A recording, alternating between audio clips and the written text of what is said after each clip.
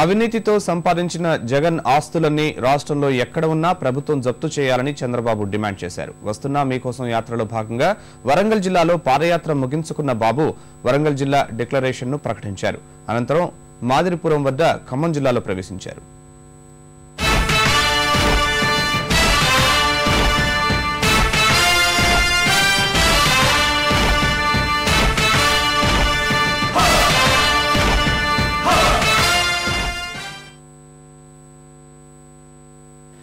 వరంగల్ జిల్లాలో బాబు పాదయాత్ర ప్రశాంతంగా ముగిసి ఖమ్మం జిల్లాలోకి ప్రవేశించింది.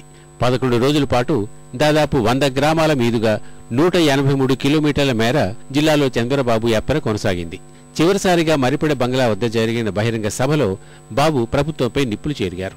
వైకాపా నేత జగన్ పైన తీవ్ర విమర్శలు చేశారు. ఈడీ అటాచ్ చేసిన జగన్ ఆస్తులన్నీ అవినీతి సొమ్మే అన్నారు. మిగిలిన ఆస్తులన్నీ ప్రభుత్వం స్వాధీనం చేసుకోవాలని బాబు డిమాండ్ చేశారు.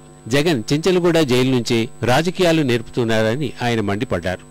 143 కోట్ల రూపాయలు జగన్ ఆస్తుల్ని ఈడీ అటాచ్మెంట్ చేశారు. ఇంతకుముందు 43 కోట్ల రూపాయలు ఒక ఇన్స్టాల్మెంట్ లో చేశారు. 53 కోట్లు చేశారు. ఇవన్నీ కూడా అవినీతి డబ్బులు. అదే మరిగా ఇది నాకి నీకు అది ఇస్తాం. ఈరోజు జగన్మోహన్ రెడ్డి తమ్ముళ్ళు మీరు చూస్తే ఆనాటి ముఖ్యమంత్రి రాజశేఖర రెడ్డి గారు కొడుక్కి 1,00,000 కోట్ల రూపాయలు దోచిపెట్టాడు తమ్ముళ్ళు. 1-2 రూపాయలు కాదు. 53 మందికి 8,000 ఎకరాలు విలువైన భూమిని తాకట్టు పెట్టి వాళ్ళకి అమ్మేసి రియల్ ఎస్టేట్ కి ఇచ్చి అక్కడి నుంచి ప్రపంచం మొత్తం దొంగ కంపెనీలు పెట్టి వాళ్ళకందరికీ ఆ డబ్బుల్ని తీసుకుపోయారు తమ్ముళ్ళు. మతాన్ని అడ్డు పెట్టుకుని రాజకీయాలు చేయడం సరికాదని ఎంఐఎం నేతలను ఉద్దేశించి వ్యాఖ్యలు చేసిన బాబు జిల్లాలో యాత్ర ముగింపు సందర్భంగా వరంగల్ డిక్లరేషన్ ప్రకటించారు. మేడారం జాతరకు జాతీయ హోదా కల్పిస్తామన్న బాబు జిల్లా పర్యాటక రంగానికి అంతర్జాతీయ గుర్తింపు తీసుకొస్తామన్నారు. కంతవనపల్లి దేవాదాయ ప్రాజెక్టుల పనులతో పాటు ఎస్ఆర్ఎస్పీ వరద కాలువ పనులు పూర్తి చేసి కరువు ప్రాంతానికి నీళ్లిస్తామని ప్రకటించారు.